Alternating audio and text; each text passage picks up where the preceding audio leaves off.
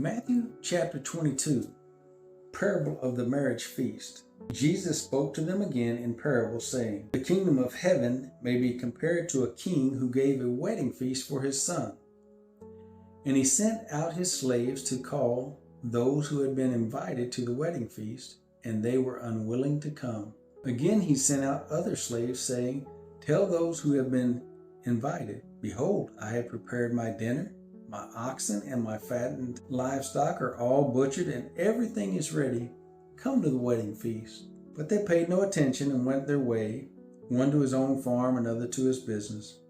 And the rest seized his slaves and mistreated them and killed them. But the king was enraged, and he sent his armies and destroyed those murderers, set their city on fire. Then he said to his slaves, 'The wedding is ready, but those who were invited were not worthy. Go therefore to the main highways, and as many as you find there, invite to the wedding feast.' Those slaves went out into the streets and gathered together all they found, both evil and good, and the wedding hall was filled with dinner guests. But when the king came in to look over the dinner guests, he saw a man there who was not dressed in wedding clothes. And he said to him, 'Friend, how did you come in here without wedding clothes?' And the man was speechless. Then the king said to the servants, 'Bind him hand and foot and throw him into the outer darkness. In that place there will be weeping and gnashing of teeth. For many are called, but few are chosen.'" Matthew chapter 22, beginning in verse 15, tribute to Caesar.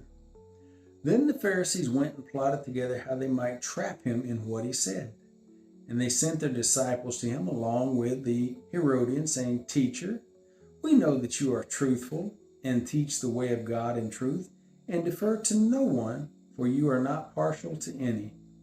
Tell us then, what do you think? Is it lawful to give a poll tax to Caesar or not?" But Jesus perceived their malice and said, "Why are you testing me, you hypocrites? Show me the coin used for the poll tax." And they brought him a denarius. And he said to them, "Whose likeness and inscription is this?" They said to him, "Caesar's." Then he said to them, "Then render to Caesar the things that are Caesar's, and to God the things that are God's." And hearing this, they were amazed, and leaving him, they went away. Matthew chapter 22, beginning at verse 23, Jesus answers the Sadducees. On that day, some Sadducees who say there is no resurrection came to Jesus and questioned him, asking, "Teacher, Moses said if a man dies having no children, his brother as next of kin shall marry his wife and raise up children for his brother. Now there were 7 brothers with us, and the first married and died, and having no children left his wife to his brother. So also the second and the third down to the 7th. Last of all, the woman died. In the resurrection, therefore, whose wife of the 7 will she be? For they all had married her." But Jesus answered and said to them, "You are mistaken, not understanding the Scriptures, nor the power of God. For in the resurrection they neither marry nor are given in marriage, but are like angels in heaven. But regarding the resurrection of the dead, have you not read what is spoken to you by God? I am the God of Abraham and the God of Isaac and the God of Jacob. He is not the God of the dead, but of the living." When the crowds heard this, they were astonished at his teachings. But when the Pharisees heard that Jesus had silenced the Sadducees, they gathered themselves together. One of them, a lawyer, asked him a question, testing him. "Teacher, which is the great commandment in the law?" And he said to him, "You shall love the Lord your God with all your heart, and with all your soul, and with all your mind. This is the great and foremost commandment. The second is like it. You shall love your neighbor as yourself. On these 2 commandments that depend the whole law and the prophets." Now while the Pharisees were gathered together, Jesus asked them a question. "What do you think about the Christ? Whose son is he?" They said to him, "The son of David." He said to them, "Then how does David in the Spirit call him Lord, saying, 'Lord said to my Lord, sit at my right hand until I put your enemies beneath your feet. If David then calls him Lord, how is he his son? Matthew chapter 23, beginning in verse 1. Phariseeism exposed. Then Jesus spoke to the crowds and to his disciples, saying, The scribes and the Pharisees have seated themselves in the chair of Moses. Therefore all that they tell you do and observe, but do not do according to their deeds, for they say things and do not do them. They tie up heavy burdens and lay them on men's shoulders, and they themselves are unwilling to move them with so much as a finger. But they do all their deeds to be noticed by men, for they broaden their phylacteries and lengthen the tassels of their garments. They love the place of honor at banquets and the chief seats in the synagogues, and respectful greetings in the marketplace, and being called rabbi by men. But do not be called rabbi, for one is your teacher, and you are all brothers. Do not call anyone on earth your father, for one is your Father, he is who is in heaven. Do not be called leaders, for one is your leader, that is Christ. But the greatest among you shall be your servant. Whoever exalts himself shall be humbled, and whoever humbles himself shall be exalted. Matthew chapter 23, beginning in verse 13, 8 woes. But woe to you, scribes and Pharisees, hypocrites, because you shut off the kingdom of heaven from people, for you do not enter in yourselves, nor do you allow those who are entering to go in. Woe to you, scribes and Pharisees, hypocrites, because you devour widows' houses, and for a pretense you make long prayers. Therefore you will receive greater condemnation.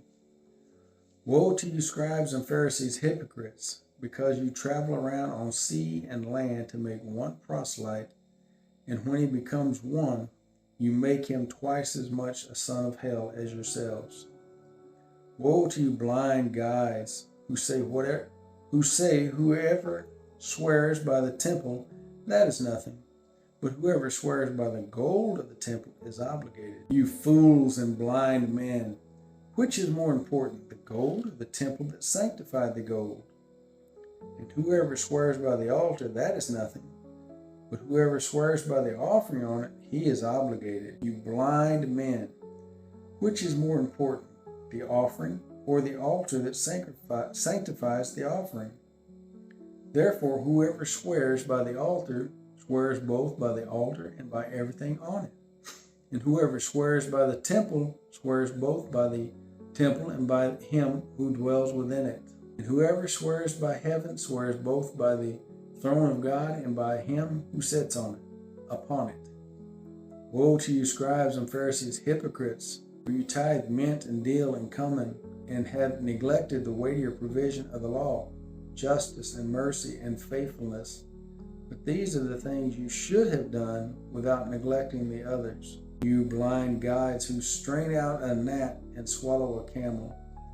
Woe to you, scribes and Pharisees, hypocrites, for you clean the outside of the cup and the dish, but inside they are full of robbery and self-indulgence. You blind Pharisee, first clean the outside of the cup and of the dish, so that the outside of it may become clean also.